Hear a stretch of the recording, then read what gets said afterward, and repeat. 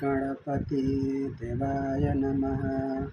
ओम श्री गणपति देवाय नमः। ओम श्री गणपति देवाय नमः। ओम ब्रह्मा विष्णु महेश ओम परमपिता परमात्मा शिव। ओम दशो दिशाय देवताः।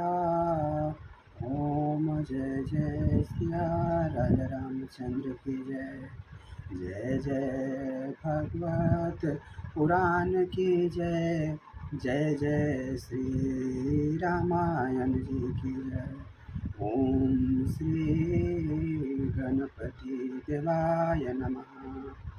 ओम तमेव माता च पिता तमेव बन्धु च सखा तमेव विद्या द्राविडं मम देव तमेव सर्वे मम देव। ॐ भूर्भुवस्वः तत्सवितुर्वरेण्यं भर्गो देवस्य धीमहि धियो यो न प्रचोदयात्। जय जय सीताराम। कथा की शुरुआत हम उस पड़ाव पे छोड़े थे जहाँ पे जब भगवान श्री रामचंद्र जी ने धनुष को तोड़ने की बारी आई। उसके बाद जो महाराज जनक सीता जी के जो पिताजी थे उन्होंने सारी सखियों से कहा था कि तुम उनको लेकर सीता जी को यहाँ पे रंग महल में उपस्थित हो, स्वयंवर में उपस्थित हो। तब सारी उनकी सखियों ने देवी सीता को लेने गई थी और जब देवी सीता उस स्वयंवर में आई थी तो उनकी जो सुंदरता थी उसकी बखान की चर्चा हम कर रहे हैं। आइए तो सुनते हैं। जो छवि सुधा पयोनिधि होई परम रूपमय कच्छपु सोई। जो छवि सुधा पयोनिधि होई परम रूपमय कच्छप सोई। शोभारंजु मंदरु सिंगारू मथय पानि पंकज निज मारू। शोभारंजु मंदरु सिंगारू मथय पानि पंकज निज मारू। जिस लक्ष्मी जी की बात ऊपर कही गई है वे निकली थी खारे समुद्र से, जिसको मथने के लिए भगवान ने अति कर्कश पीठ वाले कच्छप का रूप धारण किया था। रस्सी बनाई गई थी महान विषधर वासुकी नाग की। मथाने का कार्य किया अतिशय कठोर मंद्राचल पर्वत ने और उसी माथा सारे देवी देवताओं और दैत्यों ने मिलकर। जिन लक्ष्मी को अतिशय शोभा की खान और अनुपम सुंदरी कहते हैं उनको प्रकट करने हेतु बने ये सब असुंदर एवं स्वाभाविक ही कठोर उपकरण है। ऐसे उपकरणों से प्रकट हुई लक्ष्मी श्री जानकी जी की क्षमता को कैसे पा सकती है। हाँ, इसके विपरीत यदि छवि रूपी अमृत का समुद्र हो परंतु रूपमय कच्छप हो, शुभारू रस्सी हो, शोभारूप रस्सी हो, सिंगार रस पर्वत हो और उस छवि के समुद्र को स्वयं कामदेव ही अपने कर कमलों से मथें। ऐसे सीता जी के जो सिंगार था उसके बारे में बखान किया गया कि सीता जी का कैसे किसी से कंपेयर किया जा सकता है। यही विधि उपजय लक्ष्मी, यही विधि उपजय लक्ष्मी जब सुंदरता सुकुमुल देखी। तदपि सकोच समत कही कहाई, कबही कहाई सिया समतुल देखा। यही विधि उपजय लक्ष्य जब सुंदरता सुख मूल, तदपि संकोच समेत कवि कहाई सिया समतुल। इस प्रकार का संयोग होने से जब सुंदरता और सुख की मूल लक्ष्मी उत्पन्न हो तो भी कभी लोग इसे बहुत संकोचित मन से संकोच के साथ सीता जी के सामने कहेंगे। जिस सुंदरता के समुद्र को कामदेव मथेंगे वह सुंदरता भी प्राकृतिक लौकिक सुंदरता ही होगी, क्योंकि कामदेव स्वयं ही त्रिगुणमयी प्रकृति का ही विकार है। अतः उस सुंदरता को मत कर प्रकट की हुई लक्ष्मी भी उपयुक्त लक्ष्मी की अपेक्षा में कहीं अति सुंदर और दिव्य होने पर भी होंगी प्राकृतिक ही। अतः उसके साथ भी जानकी जी की तुलना करना कवि के लिए बड़े संकोच की बात है। जिस सुंदरता से जानकी जी का दिव्यात्मिक दिव्य परमा दिव्य विग्रह बना है, वह सुंदरता उपयुक्त सुंदरता से भी अप्राकृत है। वस्तु लक्ष्मी जी का अप्राकृतिक रूप भी यही है कि वह कामदेव के मथने में नहीं आ सकती और वह जानकी जी का स्वरूप ही है, अतः उनसे भिन्न है। उपमा दी जाती है विभिन्न वस्तुओं के साथ। इसके अतिरिक्त श्री जानकी जी प्रकट हुई स्वयं अपनी महिमा से उन्हें प्रकट करने के लिए किसी भिन्न उपकरण की उपेक्षा नहीं है, अर्थात शक्ति शक्तिमान से अधिक अद्वित्व तत्व है, एवं अनुपमेय है। यही गूढ़ दार्शनिक तत्व भक्त शिरोमणि कवि ने इस अद्भुत परमालकारा के द्वारा बड़ी सुंदरता से व्यक्त किया है। इसके आगे है, चली शंखलय सखी सयानी, गावत गीत मनोहर बानी। चली संगलय सखी सयानी, गावत गीत मनोहर बानी। सोहन वाल तनु सुंदर सारी, सोनल तनु सुंदर सारी। जगत जननी अतुलित छवि भारी, जगत जननी अतुलित छवि भारी। भूषण सकल सुदेह सुहाए, अंग अंग रचि सखिनी बनाए।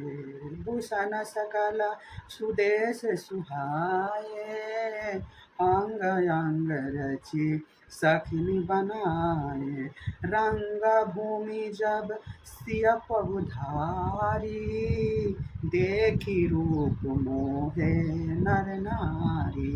रंग भूमि जब सिय पगुधारी, देखी रूप मोहे नर नारी। सियानी सखिया जी सीता जी को साथ लेकर जब मनोहर बानी से गीत गाती हुई चली, सीता जी के नवल शरीर पर सुंदर साड़ियाँ सुशोभित हो रही थी। जगत जननी की महान छवि अतुलनीय है। सब आभूषण अपनी अपनी जगह पर शोभित है, जिन्हें सखियों ने अंग में भली भांति सजाकर पहनाया है। जब सीता जी ने रंगभूमि में पैर रखा तब उनका दिव्य रूप देखकर स्त्री पुरुष सभी मोहित हो गए। हरषि सुर नह दुधुम्बी बजाई, बरसि प्रसून अप्सरा गाई। हरषि सुर नह दुधुम्बी बजाई, बरसि कुसुम अप्सरा गाई। पानी सरोज सुहजय माला, औछट चिताए सकल भुआला। पानी सरोज सोहे जय माला, अवछट चितय सकल भुआला। सिया चकित चित राम ही चाहे, भय मोह बस सब नर नाहा। सिया चकित चित राम ही चाहा, भय मोह बस सब नर नाहा। मुनि समीप देखि दो भाई, लगे ललकी लोचन निधि पाई। मुनि समीप देखि दो भाई, ललकी लोचन निधि पाई। देवताओं ने हर्षित होकर नगाड़े बजाए, पुष्प बरसाए, अप्सराएं गीत गाने लगी। सीता जी के कर कमलों में जयमाला सुशोभित हो रहे थे, जब राजा चकित होकर अचानक उनकी ओर देखने लगे।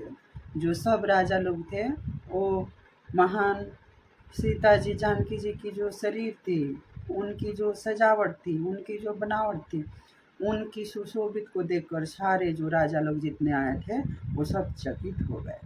सीता जी चकित चित्त से श्री रामचंद्र जी को देखने लगी। जब सब राजा लोग मोहवश हो गए, सीता जी ने मुनि के पास बैठे हुए दोनों भाइयों को देखा तो उनके नेत्र अपना खजाना पाकर ललचाकर वहीं श्री राम जी में जा लगे, स्थिर हो गए। यहाँ तक कि कहा जाता है कि जब सीता जी स्वयंवर के लिए आ रही थी तो उन्होंने किसी और को देखा ही नहीं था। वो अपना सर नीचे करके आ रही थी और जैसे ही उन्होंने आया और अपना सर उठाकर देखा तो सबसे पहले श्री रामचंद्र जी ही उनको दिखाई दिए। उन्होंने देखा कि भगवान श्री रामचंद्र जी एक तपस्वी ऋषि के साथ बैठे हैं। दो भाई जो बैठे थे, भगवान श्री रामचंद्र जी और लक्ष्मण जी, सबसे पहला जो जानकी जी का पड़ा था वो भगवान श्री रामचंद्र जी पर ही पड़ा था, उनकी नज़र। फिर उसके बाद सीता जी थी, जो जानकी जी थी, उन्होंने बस अपना मन बस केवल श्री रामचंद्र जी में लगाया और वहीं पे अपने मन को स्थिर कर दिया, बाकी को उन्होंने देखा भी नहीं। दोहा है, गुरजन लाज समाज बड़, गुरजन लाज समाज बड़, देखी सिय सकुचानी, लगी बिलोकन सखी नहीं, तब रघुबीर रही उर आनी। परंतु गुरुजनों की लाज से तथा बहुत बड़े समाज को देखकर सीता जी सकुचा गई। वे श्री रामचंद्र जी को हृदय में लाकर सखियों की ओर देखने लगे। उन्होंने श्री रामचंद्र जी को अपने हृदय में बसा लिया। राम रूप अरुष्य छवि देखी, नर नारिणी परिहरिणी में से। राम रूप अरुष्य छवि देखे, नर नारिणी परिहरिणी में से।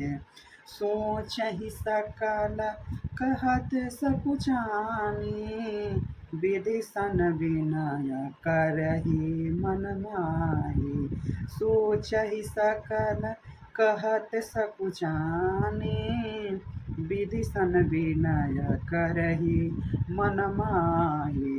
हरु विधि वेगी जनक जड़ताई, मति हमारी असी देहि सुहाई। हरि विधि वेगी जनक जड़ताई, मति हमारी असी देहि सुहाई। बिनु विचार पनु तजि नर नाहु, सिया राम करे विवाहु। बिनु विचार पनु तजि नर नाहु, सिया राम करे विवाहु।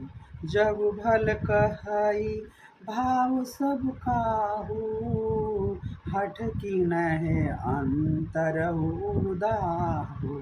जग भल कहई भाव सब काहू, हठ कीनहि अतहु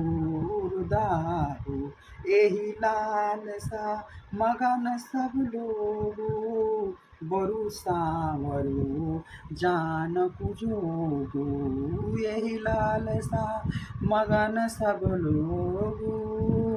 बरु सांवरो जानकी जोगु। श्री रामचंद्र जी का रूप को देखकर, सीता जी की छवि देखकर स्त्री पुरुषों ने पलक मारना छोड़ दिया, पलक झपकाना छोड़ दिया। सब एकटक उन्हीं को देखने लगे। सभी जो नर नारी पशु नाग किन्नर जितने भी लोग थे, सभी सभासद थे। सभी लोग अपने मन में सोचते हैं, वो कहते हैं, सकुचाते हैं, मन ही मन में विधाता से विनय करते हैं। हे विधाता, जनक की मूर्ता को शीघ्र हर लीजिए और हमारी ही ऐसी सुंदर बुद्धि उन्हें दीजिए कि जिससे बिना ही विचारे किए गए अपना प्रण छोड़कर सीता जी का विवाह राम जी से कर दें। सभी लोग मन ही मन इस चीज़ को मना रहे थे। संसार उन्हें भला कहेगा, क्योंकि यह बात सब किसी को अच्छी लगती है। हठ करने में अंतर में ही हृदय जलेगा, अंत में भी हृदय जलेगा। सब लोग इसी लालसा में मग्न हो रहे हैं। जानकी जी के योग वर तो यह सांवला ही है। और इसी के साथ मैं इस कथा का यहीं पे विराम करता हूँ। अगली कथा में मैं फिर आप सबके साथ प्रस्तुत होऊंगा। आप सबने मुझे सुना, इसके लिए आप सबको बहुत बहुत धन्यवाद। जय श्री कृष्ण, जय श्री सीताराम, हर हर महादेव।